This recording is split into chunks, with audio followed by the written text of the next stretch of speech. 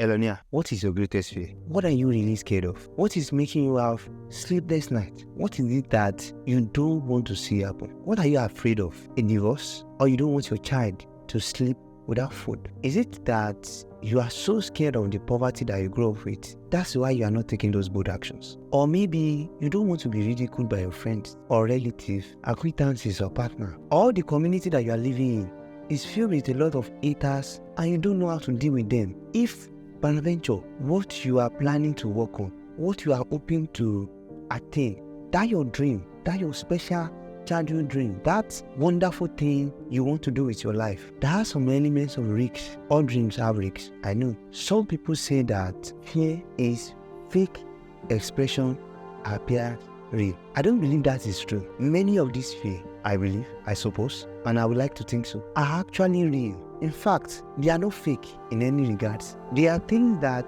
you have encountered before. They are solid. Some of it are hell. I mean, the deep, deep depth of hell. And I sympathize with you. I worry so much about what those things may be. So if they are not fake, what then are they? I think fear are frequent expressions appearing. And I think your pastors and preachers and marketers of hell know this to be true. That is why your pastors keep repeating and keep tormenting you with the devourer.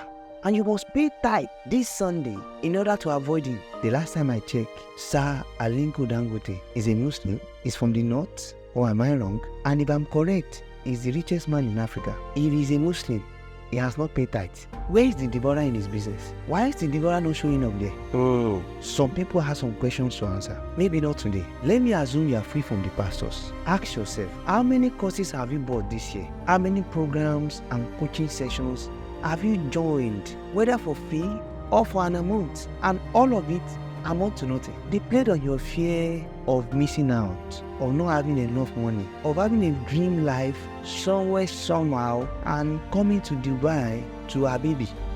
Is a ridiculous word. Maybe I'm also playing on your fear, and I'm also trying to sell you this idea that you should work on your fear. Everybody has an agenda. But mine today is to let you know it is not just the society. It is not just the preachers and the marketers and the sellers and the gurus that are actually planting this fear in you. They are not the only one that keeps repeating the things that torment you to your ear so that you can keep being afraid of them. I think your biology in itself is denying you your ability to pursue your desires. The truth is, fear sells more than desire. And your biology, that thing called the lizard brain, that oldest reptilian brain of yours that just doesn't want you to take risks, is also partaking in this business. Isn't it wise that your brain is trying to save you from the potential risks that are inherent in the world? I will give you some kudos if you are being grateful. Your brain doesn't want you to take too much risks because your child sleeping without food and your wife filing for a divorce when you can't afford her needs is real. The ridicule of the church members and that of the society is also real. So if your brain don't want you to quit your job, I think it is doing you a service, a very good service. But that will not take you anywhere. I will assume you are thinking what I'm thinking. If you are thinking what I'm thinking, it sounds more like if you continue to do things that are comfortable, you will never get to anywhere that is profitable. Let's take that as the secret between you and I. And let's consider what can you do knowing that the society, your biology, and maybe several billion other factors don't want you to take the necessary risks to move forward. What can you really do? Or is all hope lost? I don't think it is over until it is over. I think you are still breathing. You have data and you are watching this on YouTube. There is something we can do.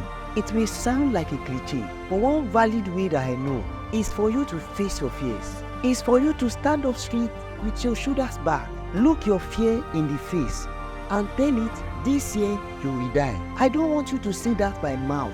I want you to take the actions that will back that up. Some years ago, I read a powerful book by John C. Maxwell, and I learned a very important lesson. The book is Today Matters, and the lesson is today's commitment gives me tenacity. So if you don't commit to this course of getting rid of your fear, you won't have the tenacity to see it through. What is the next step? What is your next big move that will crunch all your fears? Do you need to drop out? You need to quit your job. You need to have that tough conversation with your wife, your kid, your staff, or your business partner. What is it you actually need to face? Face it and fight it.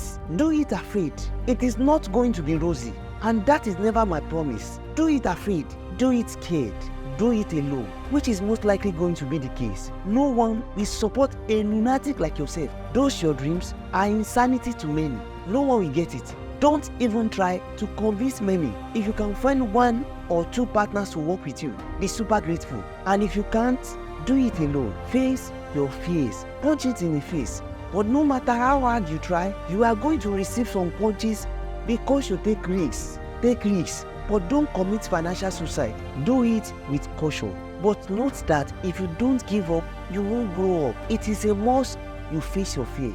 Don't be too afraid of failure that you won't give success a chance. The ball is right there in your court. You know your fear, you know your next step. I remain Elon Jobs, and I will see you tomorrow. Subscribe to this YouTube channel if you want more clarity content like this.